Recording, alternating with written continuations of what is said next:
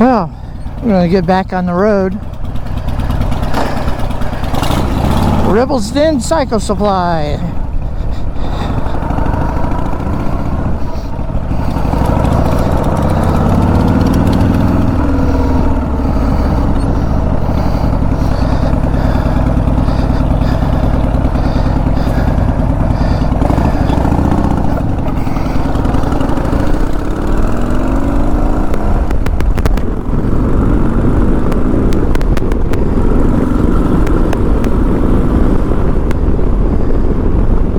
And a young man, he said that was his first motorcycle. It was a Sportster. He wants to make it his own. Well, Sportsters are very good motorcycles for making your own.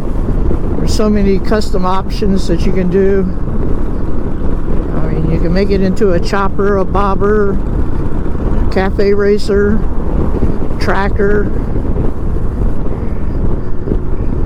aftermarket for Sportsters is really great. They've been making Sportsters since 1957. Longest production model that Harley-Davidson has is the Sportster. No other model that they make has had the life cycle as a Sportster. Yet people seem to hate on Sportsters, which really doesn't make sense.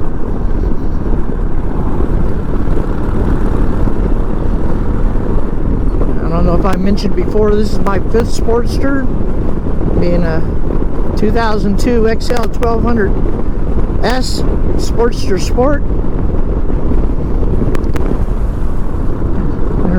Back in the 80s they had a XLS. You know, the biggest improvement they made on Sportsters when they went to the Evolution engine, made them really super dependable. Old Ironheads, they were good bikes, but they're a labor-intensive bike. Of course, this pre-04 Sportster has still got the solid mounted engine on it. A lot of people complain about it's got too much vibration, but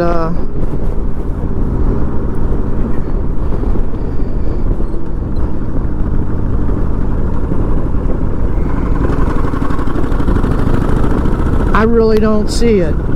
It doesn't vibrate as much as the old Ironheads. My first Sportster was an Ironhead. It's a 1979 XLCH kickstart only. Last year they made kickstart. I really wish I still had that bike. It was the first year they changed up on the frame. You know, the frames they had prior to 79 were different.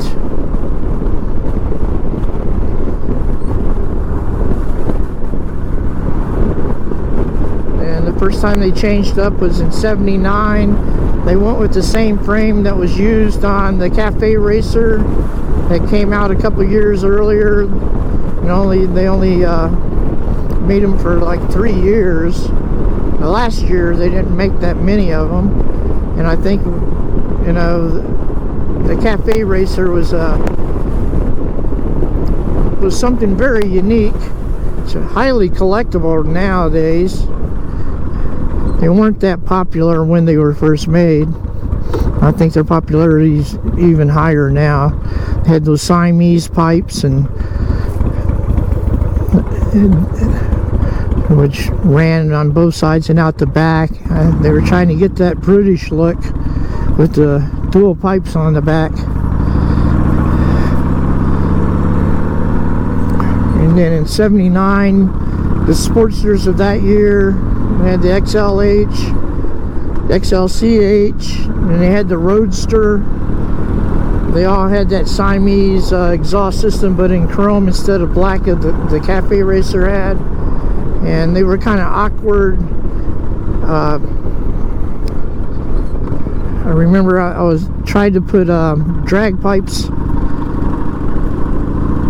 on my bike, in which I should have left it stock. Maybe got some different canisters, some different mufflers, and the drag pipes I ordered were for Sportsters from, I believe, 1970 to 1978, and I was a newbie when it came to Harley-Davidsons and ordering parts and things like that, and the pipes just would not fit properly on the Sportster because of the master cylinder.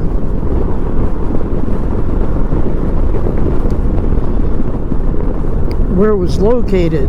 The following year, 1980 models, they moved the master cylinder so you could put drag pipes on it, and it put more of a traditional staggered exhaust system on it.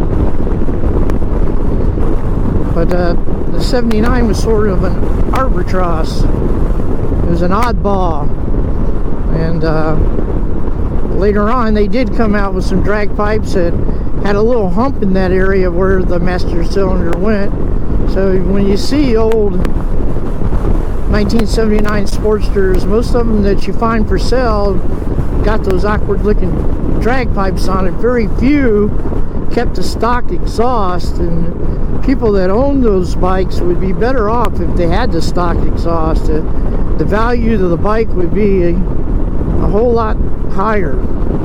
As for the XLCH, they only made 131 of them that year, and I'm not really sure if that was just 131 for domestic or 131 altogether.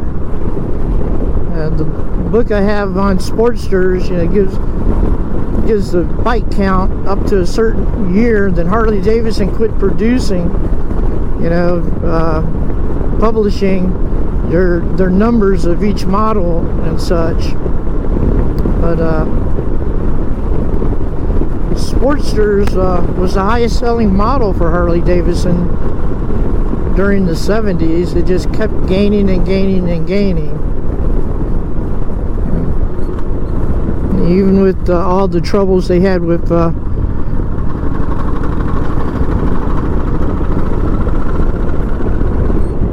parent company at the time, AMF. I can remember I had to abandon my Sportster over in Europe.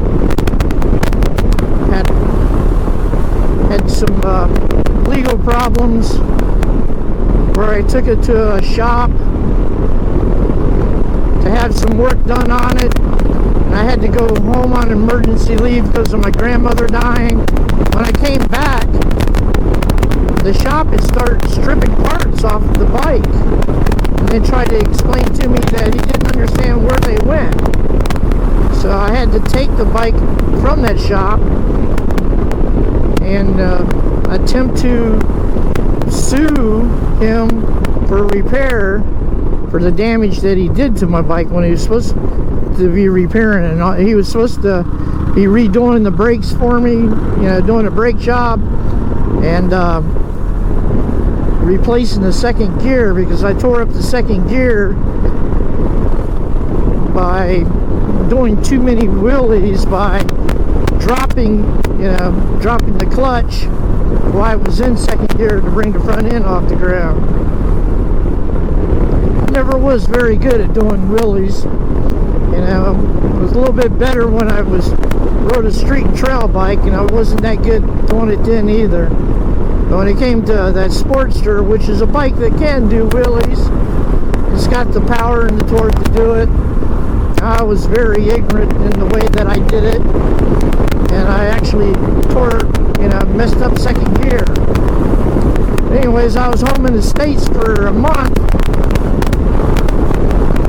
and I came back, like I said, to check on the progress of the bike. In fact, he was saying that there was one part that he didn't think he could get that easily from Harley-Davidson, and so I actually went to a Harley shop and purchased the part while I was home on leave. And I was taking that part to him so he could finish fixing the transmission on my bike, and there I saw a lot of parts stripped off of it.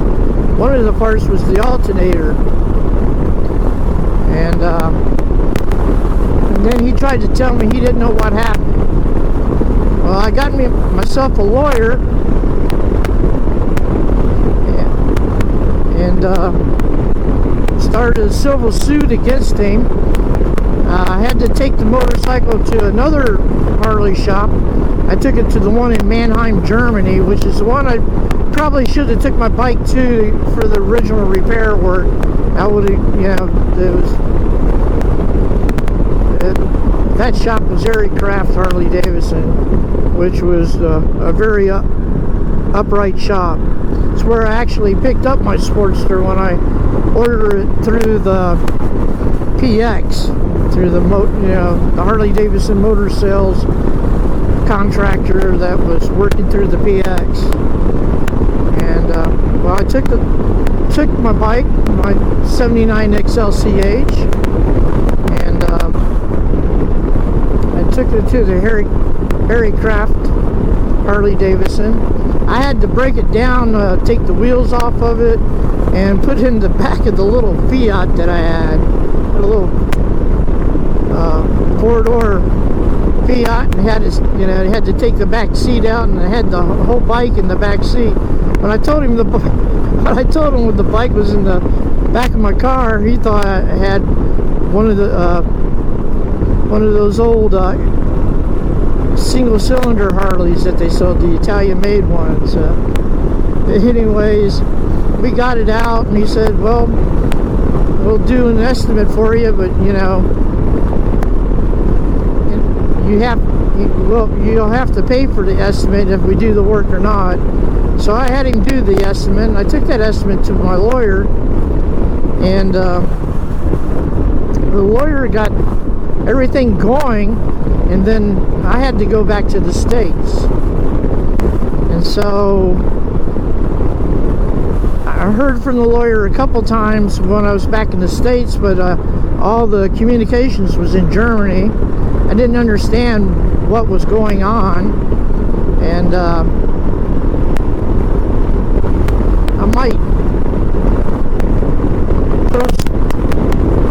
I had those letters recently translated by a German friend, but I might post those. But I wish I could find that bike. I wish I knew what happened to it. I really wish I could find it and come up with some way to purchase it back, because I'm pretty sure that Aircraft took possession of the bike, because more or less it was abandoned by me, even though I was forced to abandon it because I had no choice. I was getting separated from the Army, and I got transferred back to the States, and I couldn't do anything about it. But I would like to know whatever happened to that motorcycle. I really would. I'd like to know. I'm pretty sure Aircraft repaired it. He was able to take possession of it so he could resell it. Aircraft Harley-Davidson. And then there's probably a German motorcyclist over there that owns that bike now. I'd just like to see what they did with it. Did they keep it in its stock formation, or did they customize it? Did they make a cafe racer out of it? Did they make a chopper out of it? But it'd be really interesting to know what happened to that, to my old Harley-Davidson Sportster XLCH. fact, I've got the original paperwork from where I bought it. I got the serial number. In fact, I think I'm going to, down in the description, I'm going to post that serial number. I've got quite a few people in Germany who's been watching my videos, and especially they watched the one where I did the slideshow of the time I was in Germany during the 2 years I was over there. The slideshow is called the Memory of a Rocker, Deutschland, 1978-79. So I think I'm going to post that serial number, and if anybody, any of the German bikers, rockers that see that on my YouTube channel, see if you can find out. See if someone can find out what happened to my XLCH. I'd love to see a picture of it. You know, I don't have any legal claim on it, so the person that owns it shouldn't worry that I'm going to come and try to file some type of lawsuit or anything, because you know, that's 40 years ago, 40 years ago, and I have no legal claim on it. I just have an emotional wondering about what happened to it. But anyways, I'm back on this road, on the back road to west side of Little Rock.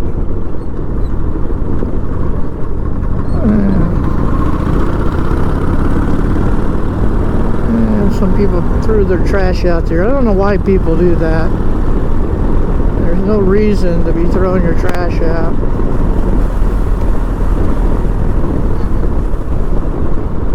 The old Kawasaki Champion sidecar rig, that's the house of the owners that I bought it off of.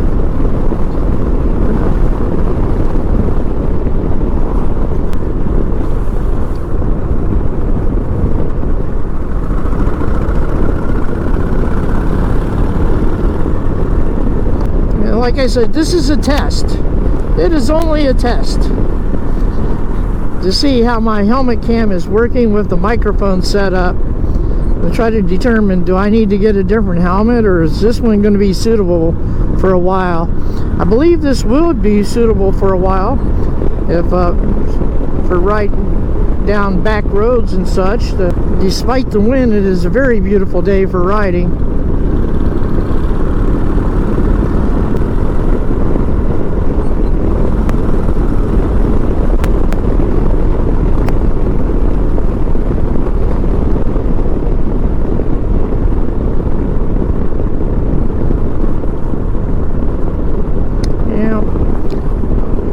Some of the things I'm also testing is the settings I have on here, because they're different than the last video I did. So you can see if I got, you know, I've listened to different people talk about the settings on their cameras and stuff. Different people give different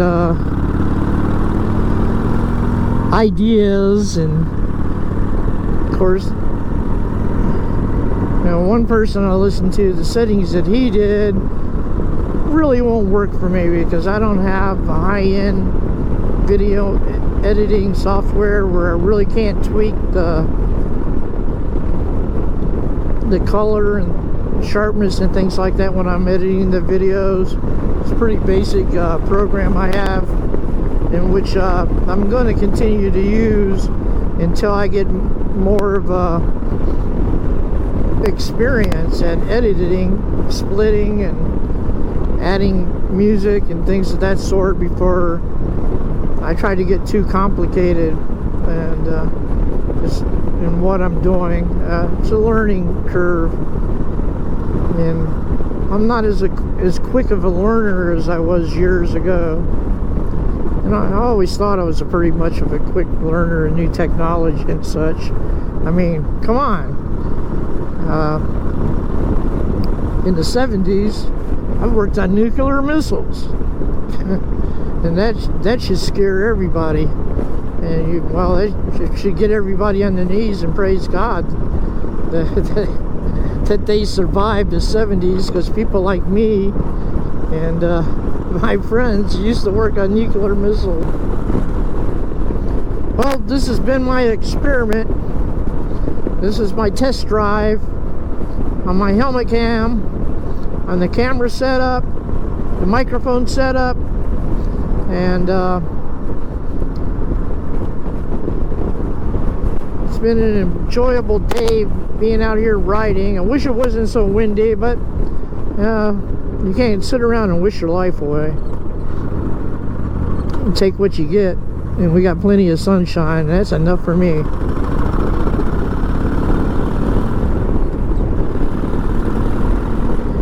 Anyways, glad you tuned in. And if you made it this far in the video, I thank you again. And if you like what you see, and if you're wondering where this old man is going to take you next, right now I'm learning how to use the GoPro, learning how to use my helmet cam, learning how to put it all together. Got my new computer on Friday, and which I reprocessed the one video. This is a test part 2. This is a test part 2.0. But compare the two. The first one's shorter than the other, and the main reason it's shorter is because I was having trouble editing it on the old computer. With the new computer, while I'm going through the editing, I can see what I'm doing in real time. The other thing, I could hear the sound, but the picture wasn't matching up with the sound, and so that's the reason it wound up being so short, because I didn't know where to place the edits, where I wanted them really to be. Of course, I'm still not so sure that placing the edits, doing the reboot, there's some places that are kind of jumpy, where it jumps from one thing into another. But that's what this is all about, is for me to learn. And I want to learn. I want to learn this. And it gives me something to do. I'm in retirement. I got plenty of time on my hands, and I just want to share my love for motorcycling with whoever wants to listen to it and watch it. Everybody have a blessed day. Hippie biker Jesus freak, please subscribe.